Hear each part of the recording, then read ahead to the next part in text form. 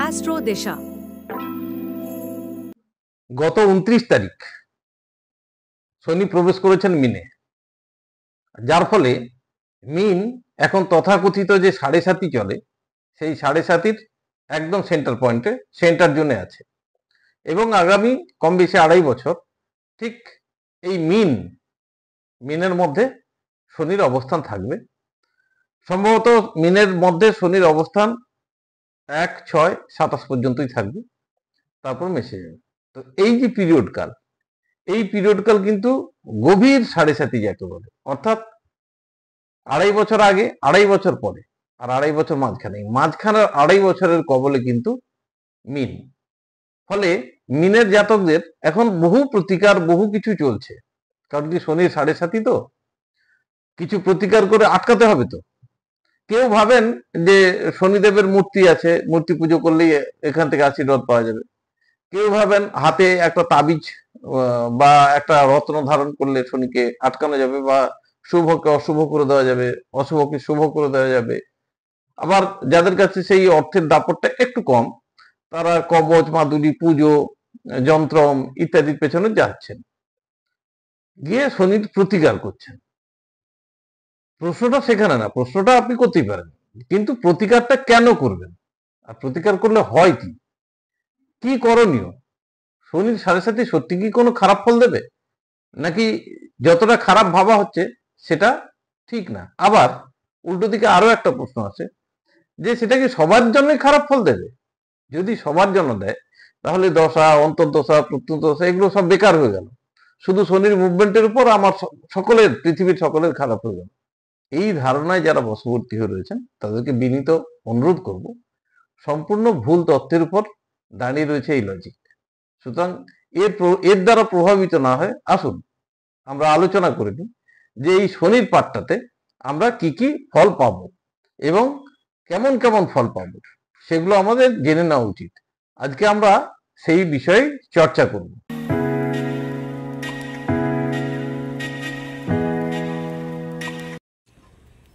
এইখানে আমরা যদি দেখি যে এটা হলো মিন, মেষ ব্রিজ করে মিন হলো একদম দ্বাদশ রাশি। তো মিনে এখন শনি অবস্থান করছেন। শনি এখন এই 3°20' বৃহস্পতি নক্ষত্রে অবস্থান করছেন। ঠিক এরপরে এখানে দুটি নক্ষত্র আছে, একটি হলো শনির নিজের নক্ষত্র এবং অন্যটি হলো বুধের নক্ষত্র রেবতী। তো এগুলো 13°20', 13°20'। এই বৃহস্পতির নক্ষত্রে এই যে Saturn in the star of Jupiter কতদিন থাকবে? 26/4/25, মানে এই মাসটা, তারপরেই শেষ হয়ে যাচ্ছে। ততদিন কানেকশন 1, 11, 12, 3, 10। কিন্তু এর আগের পর্বে আলোচনা করছি এখানে অনেকগুলো প্ল্যানেট বসে থাকার জন্য সিগনিফিকেশন আরও বেড়ে গেছে, ফলে আমি ভাগ্য বিচারে আলোচনা করব। দ্বিতীয় ক্ষেত্রে যখন যাবে, অর্থাৎ শনি নক্ষত্র, সেই সময় কিন্তু সিগনিফিকেশন অনেক কমে যাবে। অর্থাৎ শনি নক্ষত্রে আছে, শনি নিজের হাউস এইটা, আর শনি অবস্থান করছেন এখানে।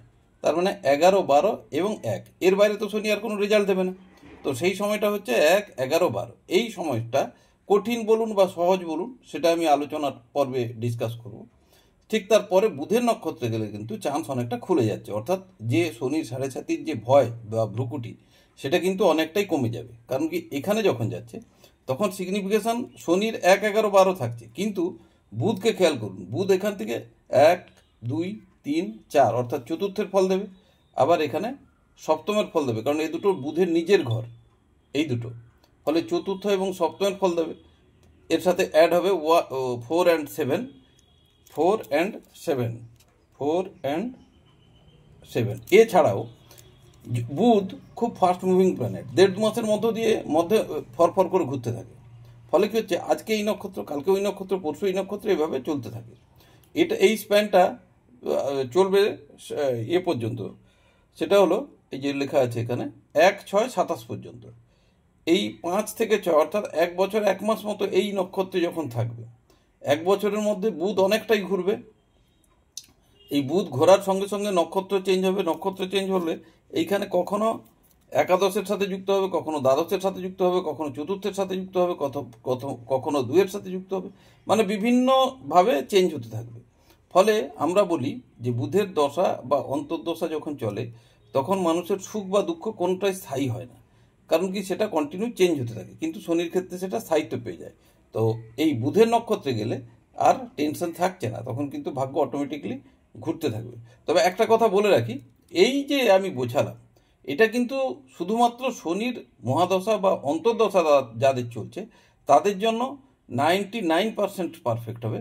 বাকিদের ক্ষেত্রে এটা কিন্তু তাদের দশা, অন্তর্দশা ইত্যাদির উপর ডিপেন্ড করে পড়ে নিতে হবে।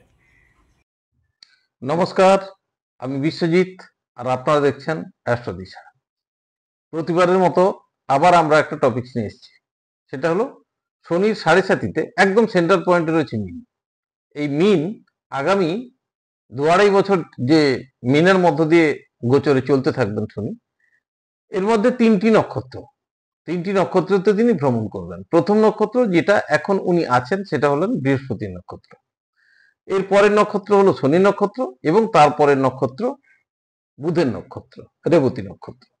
তো এই তিনটি নক্ষত্রে যখন শনি মুভমেন্ট করবেন, এই তিনটি নক্ষত্র অনুসারে ফলও আলাদা হবে, কারণ কি সেই নক্ষত্রগুলোর ফল অনুসারে প্ল্যানেট ফল দেয়। এটা খুব সাধারণ ব্যাপার, যারা অ্যাস্ট্রোলজি জানেন তারা সবাই জানেন। এখন বৃহস্পতির নক্ষত্রে এখন অবস্থান করছেন। বৃহস্পতির নক্ষত্রে কতদিন অবস্থান করবেন? বেশি না, আগামী 26/4/25 অর্থাৎ এই এপ্রিলের মধ্যেই বৃহস্পতির নক্ষত্রে ছেড়ে চলে যাবেন। তো এই এপ্রিল মাসটা, এর আগে পর্বে আমি ডিসকাস করেছি যে মিন রাশি, মিন লগ্ন যাদের, তাদের এপ্রিল মাসটা কেমন যাবে আমি ডিসকাস করেছি, তবু একবার হিন্টস দিয়ে দিই। এই মুহূর্তে মিনের যা পজিশন, সেখানে 4টি প্ল্যানেট অবস্থান করছেন, আর একজন অস্থায়ীভাবে আছেন, চলে যাবেন রবি, কয়েকদিন পরে ছেড়ে দেবেন। কিন্তু এই মুহূর্তে যে কন্ডিশন দাঁড়িয়েছে, সেখানে 1, 3, 10, 11, 12, 9, 7, 8 অর্থাৎ অনেকগুলো প্ল্যানেট থাকার জন্য, এবং কিছু কিছু প্ল্যানেট কনজাংশন অবস্থায় রয়েছে, ফলে তাছাড়া ওখানে রাহু থাকার জন্য সেখানকার ফল কিন্তু সম্পূর্ণরূপে ভিন্ন হতে চলতে শুরু করেছে। কারণ কি, রাহু বা শনি দুটো বড় প্ল্যানেট ছোট প্ল্যানেটগুলোকে তাদের ক্রিয়া করতে কতটা দেবেন সেটা নিয়ে যথেষ্ট সন্দিহান রয়েছে, যার জন্য একসাথে অনেকগুলো ফলের রেজাল্ট তারা দেবেন এটুকু বিশ্বাস করা যায়। ফলে এই সময় মিন লগ্নের জাতক যারা, তারা কি কি ফল পেতে পারেন বা পাচ্ছেন মিলিয়ে নেবেন। সেটা হলো, লিটিগেশন আপনাদের অনেকের মধ্যে আছে, অর্থাৎ অনেকের, দেখুন একটা কথা বলেন, আমি যে প্রেডিকশন করছি, এই প্রেডিকশন সবার জন্য একই রকম ফল হয় না। কেন হয় না? কারণ প্রত্যেকের দশা আলাদা, অন্তর্দশা আলাদা। আর আমি প্রত্যেকটা এপিসোডে একবার না একবার বলি যে দশাপতি is the prime minister in our life, অর্থাৎ যার যে দশা চলছে, এবং সেই দশা জন্মকালীন কোষ্ঠী বা ঠিকুজি বা নাতাল চাটে যে যে দশাগুলো যাকে ইন্ডিকেশন দিয়েছে, অর্থাৎ যে যে অধিক ঘরগুলোর ফল দেওয়ার অঙ্গীকারবদ্ধ, সেই ফলই আমাদের পেতে হবে। তো তার বাইরে কিছু যাবে না। ট্রানজিট তাকে প্রভাবিত করে, যখন সেই ফল আর ট্রানজিট দুটো পারমিশন দেয়, তখন ঘটনাটা ঘটে। ধরুন আমার বিয়ের একটা পিরিয়ড আছে, সেই পিরিয়ড যে স্প্যান অফ টাইম, সেই স্প্যান অফ টাইমটা ধরুন 2 বছর ধরে চলছে, তাহলে 2 বছর ধরে কি আমি বিয়ে করতে থাকবো? নিশ্চয়ই না। কখন হবে না, যখন ট্রানজিট পারমিট করবে যে হ্যাঁ, তোমার যে বিয়ের টাইমটা চলছে, এইবারে ট্রানজিট পারমিট করলো, তার মানে এবারে সেই ঘটনাটা ঘটবে। আর যদি আমার বিয়ের কোনো ব্যাপারই না থাকে, তো ট্রানজিট পারমিট করলেও ঘটনা ঘটবে না। অর্থাৎ ট্রানজিটে যেটা শুভ বলছি, যাদের শুভ হওয়ার কথা দশা পারমিট করছে, তাদের শুভ হবে, যাদের অশুভ হওয়ার কথা তাদের অশুভটা হবে, যদি আমি বলে দিই। তো বলে নিই আগে, দশম, একাদশ, দ্বাদশ, 4, 7, 8, 1, 3 ইত্যাদির সাথে জড়িত। কি কি হতে পারে? এখন দেখুন, 7, 8 জড়িত হলে আমরা বলি যে অ্যাক্সিডেন্টাল একটা যোগ থাকে, এবং এখানে শনি বসে রয়েছেন, রাহু বসে রয়েছেন। পড়ে আঘাত পাওয়া, হঠাৎ করে গাড়ি থেকে পড়ে যাওয়া, হঠাৎ করে কোনো জায়গায় ফেটে যাওয়া, হঠাৎ করে কোনো ফ্যাটাল অ্যাক্সিডেন্ট হলো যার জন্য হসপিটালাইজ হওয়া বা ট্রিটমেন্টের আওতায় নিজেকে আনা, এগুলো এখন খুব আকছার ব্যাপার। যাদের প্ল্যানেট, অনেকেই দেখবেন মিন লগ্নের জাতক, তারা কিন্তু এই সমস্যার মধ্যে কিন্তু আছেন বা ফেস করেছেন বা ফেস করছেন। তাছাড়া যেটা দশম, একাদশ রয়েছে, অর্থাৎ প্রফেশনের ক্ষেত্রে আপনারা প্রশংসিত, অনেকে ইনকাম করছেন, ইনকাম বেড়েছে, কিন্তু টাকা ধরে রাখতে পারছেন না এই সময়। কারণ কি, এই সময়টা দ্বিতীয় ভাবের সাথে কোনো কানেকশন না থাকার জন্য টাকার বৃদ্ধি ঘটছে না। আপনার ডিজায়ার ফুলফিল হচ্ছে, আসছে, কিন্তু খরচা হয়ে যাচ্ছে। কিসে কিসে খরচা হতে পারে? যেমন বাড়ি বা কোনো প্রপার্টি আপনারা কিনছেন, বা কেনার কথা ফাইনাল করেছেন, সেখানে অ্যাডভান্স করেছেন, কারণ কি 4, 11, 12 এর সাথে যুক্ত, সুতরাং সেটা অস্বাভাবিক কিছু নয়। তাছাড়া 4, 10 এর সাথে যুক্ত, পারিবারিক কিছু অশান্তি এই সময় কিন্তু মাথাচাড়া দেয়। মত বৈষম্য বা মতবিরোধ এই সময় একটু অধিক মাত্রায় দেখা দেবে। যাদের বিয়ের কথা চলছিল বা বিয়ের যোগ রয়েছে, তাদের এই এপ্রিল মাসেই বিয়ে কনফার্ম হবে, হওয়ার মতো পরিস্থিতি তৈরি হয়ে গেছে। যাদের ছোটখাটো ভ্রমণে যাওয়ার কথা ছিল, তারা অলরেডি ভ্রমণ করছেন এখন। তো সব মিলে যেটা, এবং 2, 7, 11 সাথে 1, 7, 11, 3 যুক্ত, অর্থাৎ যারা ব্যবসার কথা ভাবছিলেন তারা এখন কিন্তু ভালো ব্যবসায়ী, আপনারা সেই ক্ষেত্রে উন্নতি করেছেন। এগুলো আমি যতগুলো বললাম, মিলবে কার কোনটা না, যার দশাফল বা যে দশা চলছে সেই দশা ঠিক যেমন পারমিশন দিয়েছে সেইভাবে ঘটনাগুলো ঘটতে থাকবে। যার ক্ষেত্রে যেটা, তার ক্ষেত্রে সেটা ঘটবে। তো এই হলো এখনকার গোচরের ফল। কতদিন পর্যন্ত না, মোটামুটি ধরুন এপ্রিল পর্যন্ত। এরপর শুরু হচ্ছে শনি, শনির নক্ষত্রে যাবে। শনির নক্ষত্রে থাকবেন কতদিন, শনি পর্যন্ত 26/5, মোটামুটি 1 বছর। এই 1 বছর মীন লগ্নের জাতকদের জন্য খুব একটা ভালো আমি বলবো না, তবে একদম খারাপও বলছি না, কিন্তু খুব একটা ভালো হবে না। এই সময়টা একটু সাবধানে থাকতে হবে আপনাদের, খরচাপাতি একটু কম করতে হবে, কিপটেমে একটু বাড়িয়ে নিতে হবে, অহেতুক আলটপকা কোনো ইনভেস্টমেন্ট না যাওয়া উচিত, ঝুঁকিপূর্ণ কোনো কাজে অংশগ্রহণ না করা উচিত। শুধু ঠান্ডা মাথায় চুপটি করে সেই সময় বসতে হবে। কেন বলছি, শনির নক্ষত্রে যাচ্ছে, শনির নক্ষত্রে থাকার জন্য কানেকশন দিচ্ছে কিন্তু 11, 12, 1, আর কোনো কানেকশন নেই কিন্তু। এবারে কেউ কোনো প্ল্যানের দৃষ্টি দিতে পারে, সেগুলোর রেজাল্ট ততটা শনির উপর এফেক্টিভ ধরা যায় না, কিন্তু যেহেতু মূলত 1, 11 এবং 12 সাথে যুক্ত, 1, 11 যেমন আপনার সাকসেস দিচ্ছে, তেমনি 1, 12 লস দেবে। ফলে এই সময়টায় যে কোনো কাজের ক্ষেত্রে আপনি রয়ে চিন্তে করুন, এবং আপনার যে প্ল্যানেটারি কন্ডিশনে শনির যে রেজাল্ট শনি দেবেন বলেছেন, সেই রেজাল্টটাকে দেখে নিন যে সে ঠিক কি রেজাল্ট দেয়। যদি দ্বাদশের দিকে পাল্লা ঝুঁকে যায়, তাহলে দ্বাদশের ফল আপনি বেশি পাবেন, আর যদি 11th দিকে পাল্লা বাড়িয়ে, তাহলে 11th ফল বেশি হবে। ফলে মোটের উপর এই সময় কোনো নতুন কাজে হাত দেওয়ার মতো পরিস্থিতি তৈরি হবে না, আর যদি তৈরি হয়ও তবুও বারবার ভেবে নেবেন। কবে না, এই এপ্রিলের পর থেকে, অর্থাৎ মে থেকে পরের মে, এই টাইমটাতে কোনো ঝুঁকিপূর্ণ কাজ না করাটাই বুদ্ধিমানের কাজ হবে। হ্যাঁ, ভালো অপরচুনিটি যদি আসে সামনে, আপনাদের যাদেরই সামনে আসুক না কেন, তার ফায়দা আপনারা অবশ্যই নেবেন, নেওয়া উচিত, কিন্তু ভেবেচিন্তে পদক্ষেপ করা উচিত।